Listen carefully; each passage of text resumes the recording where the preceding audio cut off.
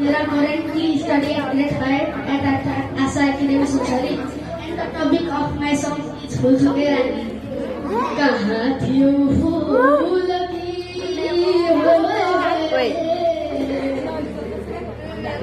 कहाँ थियो फूल की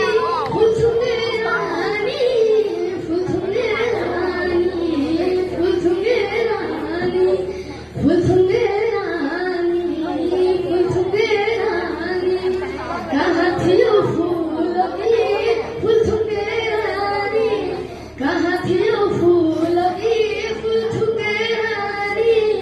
पतली नारंगी